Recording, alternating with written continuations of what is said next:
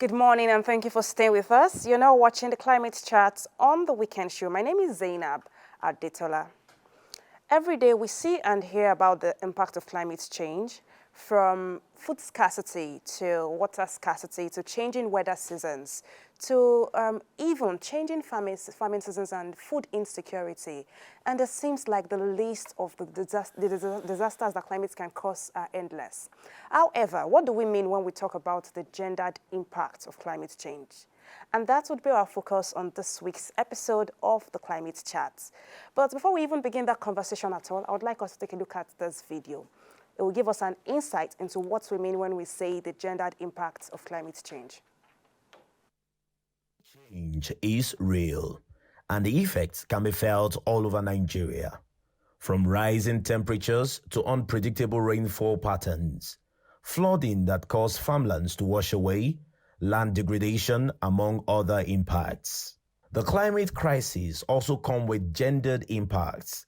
Women and girls are disproportionately affected in several key areas, such as limited access to reproductive health care, disruption in access to education, risk of child early and forced marriage, limited economic opportunities, increased vulnerability to sexual and gender-based violence.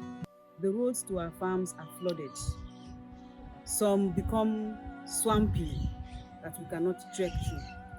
The ones that are not flooded or swampy become taken over by sand, such that the men who carry us to these farms have to take extra stress to ride inside the sand. It becomes difficult for the women to now travel to other villages, whether for economic or even for ceremonial purposes. Going to the farm also is a problem.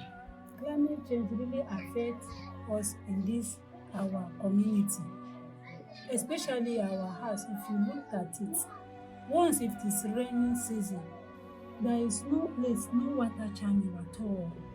And as a person with disability, you will think you don't have the strength to go out again, and the whole water that will be moving all the community around the area will come and stay here. And me being a person with disability, I don't have the strength to run as every people used to run and go out to another side, and I will be inside like a stagnant water. The issue of water is really causing more problem to most especially the women and the children, and is affecting our work. The climate changes in our community is scarcity of water in the community.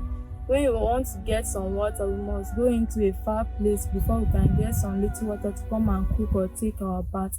And this is leading us into rape cases and early marriage in the community.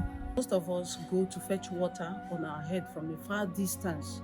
We go to the river before we make line, even in the place that we ought to fetch water in the river. We will make line sometimes before you get water, it's already 10 o'clock and you cannot go for your business or your daily activities. So it's really affecting the women. And then the girls, it's affecting them because some of them used to go to school very late because before they would get water to take their bed, the time for school is already off sometimes, and some of them will not be able to meet up. They have to stay back at home. Women are often left behind when it comes to passing. All right, and that's it. You can see what women and persons living with disabilities in rural communities go through when we talk about climate change. Jennifer Abomge now joins me via Zoom to answer just one question this morning. What exactly is the way forward? How do we move from talking about the problems to talking about the solution? What do we need to do as a society to give women, persons living with disabilities and girls better choices when they are faced with climate disaster? Good morning, Jennifer. Hi, good morning, Zainab. Good Thank morning. you for having me. Yeah, you watched that video and, heard my question. So just let us know, what do we need to do better as a society?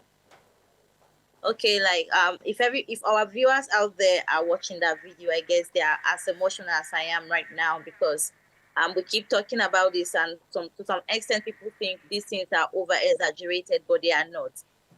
Climate change is really, really affecting women and persons with disabilities, and of course, climate change affects everyone, but it affects other people disproportionately. and women and persons with disabilities are at the core of this impact.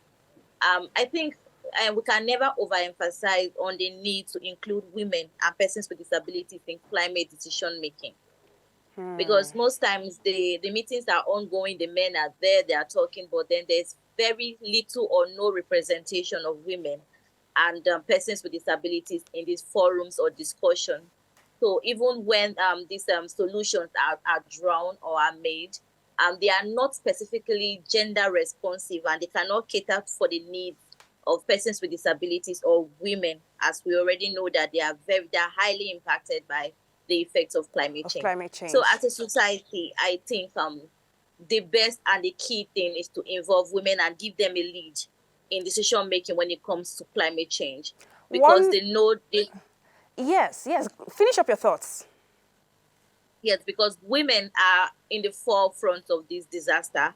They are mostly impacted, and persons with disabilities are also impacted, like we watched in the video.